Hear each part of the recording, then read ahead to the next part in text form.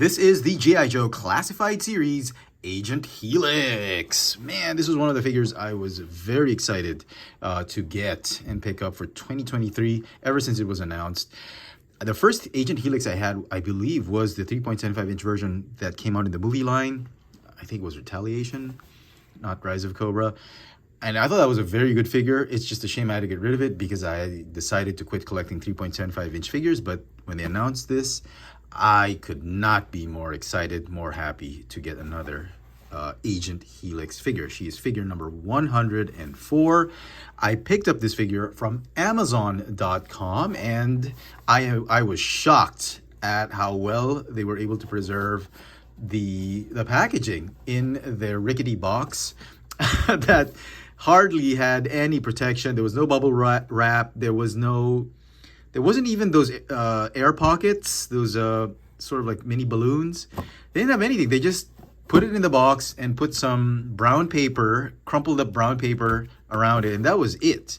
So I am shocked that the packaging is in it's decent condition. There's some scuffing on the edges, but it is very decent. So well done, Amazon. Let's get her out of packaging. And here is Agent Helix out of the box, and oh my goodness, this figure is absolutely amazing. I mean, I say that to a lot of figures, but this one could be figure of the year. I have a few tiny issues with this figure.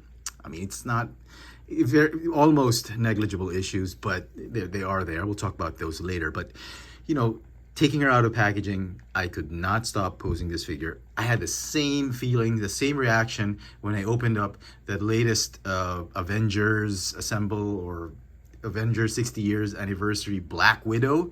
That is the exact same feeling I got when I took her out of packaging. Oh my goodness. And speaking of the Black Widow, you can see that she's got some gun effects right there. Those are from the Black Widow. Those did not come with this figure. Let me just make that clear, because you guys are probably thinking that you lost when you opened your Agent Helix, that you couldn't find those blast effects. Those are from the Black Widow. If you haven't seen my review of that Black Widow, go check it out on my channel. But this figure is just so amazing.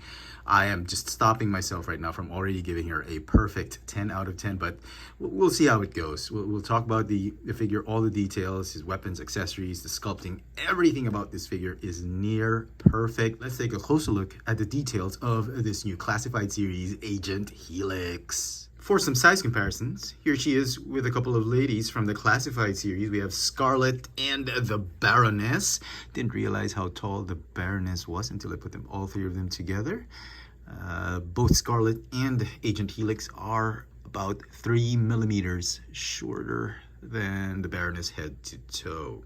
Now, if you didn't already know, Agent Helix is from the video game and comic book continuity of the G.I.Joe franchise. And well, she's a covert operations officer, and she's sort of like if you combined Scarlet, Snake Eyes, Lowlight, and Lady J all in one, you get somebody like Agent Helix. She's a master of several martial arts and fighting styles. She has an understanding of the battlefield. It's probably her mutant power or something like that, that allows her to see probabilities and allows her to solve problems on the battlefield on the fly. So Duke and Hawk call it the total organic battlefield awareness. And for her, everything has a data set, and she can just compute and calculate everything. I guess that happens in her mind or something like that. I guess that's her mutant power. I don't know. But I thought that was pretty amazing. I'd like to think of her as sort of a female version of Snake Eyes. And like I said, combined with Scarlet, Lady J, maybe even Storm Shadow. Because she's like a total weapon on her own. But the only difference is she's got a prettier face. And no offense to Snake Eyes. And she's got probably a more pleasing personality. And I thought it was an amazing character, and I'm glad they have it now in the classified series format. Now, she does come with a slew of weapons. And as you can see right here, attached to her forearms are these, I don't know, they're like spider legs, blades, mechanical blades. You can take them off and all that, but they move on hinges.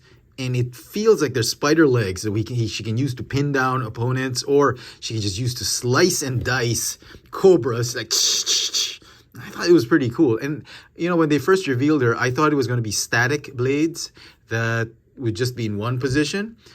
And I'm shocked that as thin as this blade is, they've added hinges to allow you for dynamic posing and just the spider attack, like scorpion attack. I thought that was pretty cool. She also comes with 2 automatic pistols with the extended clip, and I thought these were pretty cool. I'm glad they don't look like Nerf. Do they look like Nerf guns to you? I don't know. It looks like they look like laser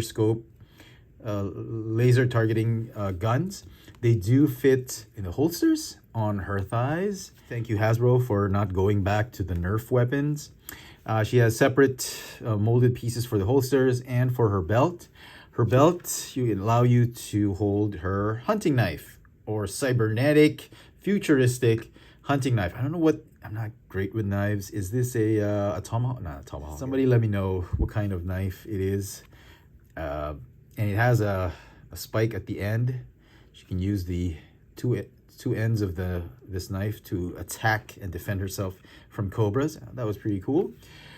She has a backpack that houses 2 katanas that are painted yellow and black. Now, normally I would not like this. I would be criticizing the choice of color.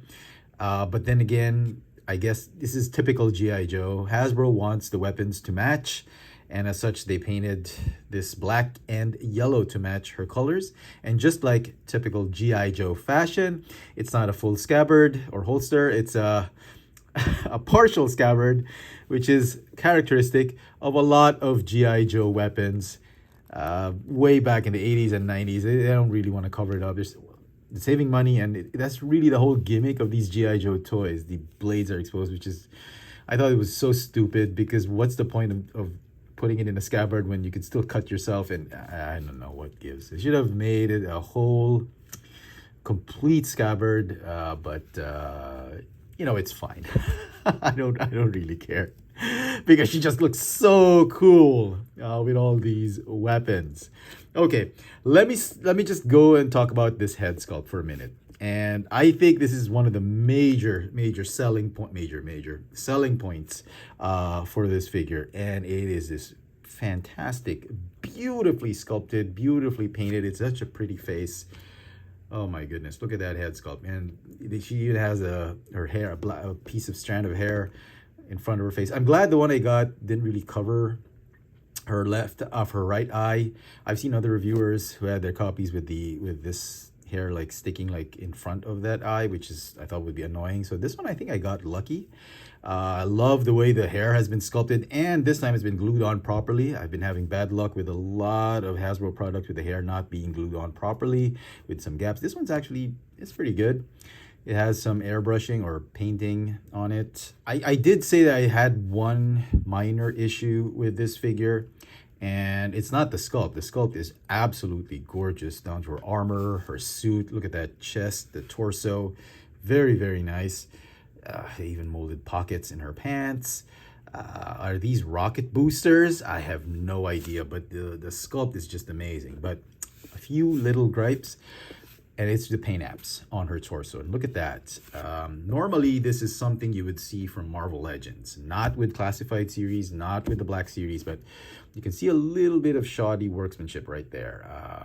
Don't know what happened there. The gray paint hasn't been applied on properly, and that's a shock, because most of the Classified series figures I've seen have just impeccable paint apps, and this one is a first for me. I guess I got lucky with the head sculpt, unlucky with the torso. The pins on the knee joints are still there. I thought we were already past this, because you could see some pinless joints and double hinges on her elbows, but the joints on the knees, did they recycle this leg? Somebody tell me, because it still uses the pins, and I was kind of hoping we would already get pinless joints for the Classified series. So very minor, definitely not a deal breaker, but it is definitely annoying to a certain extent. Okay, so articulation of the figure, she's on a triple ball joint here, ball joint in the middle, ball joint at the base of the neck, ball jointed midsection of the torso. You get a ball jointed waist. She's got some butterfly hinges on her shoulders. The shoulders go in and out on a hinge, forward and backward 360. You got bicep swivels, and like I mentioned, double jointed elbows on pinless joints. You got drop down ball jointed hips. The legs can kick forward and backward, go do the splits. You got thigh swivel, double jointed knees that have pins, calf swivel or a boot cut, and ankles that go up and down and have a rocker tilt. And so some final thoughts on this G.I. Joe Classified Series Agent Helix. I am completely blown away with this figure. I would have easily given this an 11 out of 10, but the paint apps, imperfections on her torso, and the lack of pinless joints for the knees, it just misses the mark for my legendary 11 out of 10. But still, it is an amazing figure, and as such, I want to give the figure a 10 out of 10. It is definitely a keeper. It has a fantastic sculpt. I love the concept of this character. They did a great job with the head sculpt. The weapons, the accessories are just too perfect. There's so much to appreciate and to gush over this figure, and this figure might have my vote for Figure of the Year for the Classified Series line. Let me know in the comment section what you guys think of this G.I. Joe Classified Series Agent Helix. Hit that notification bell so you never miss out on any of my latest video reviews. And if it's your first time here, please subscribe. Thanks for watching. Yun nga, sa buhay ang hirap makahanap ng magandang muka na may sabay na may magandang katawan. Kadalasan nakikita natin magandang katawan pero hindi masyadong magandang muka, or napakagandang muka pero hindi kagandaan ng katawan. Ask your Filipino buddies what I meant. They'll know what I'm talking about. But I will I'm not going to translate that. Anyway,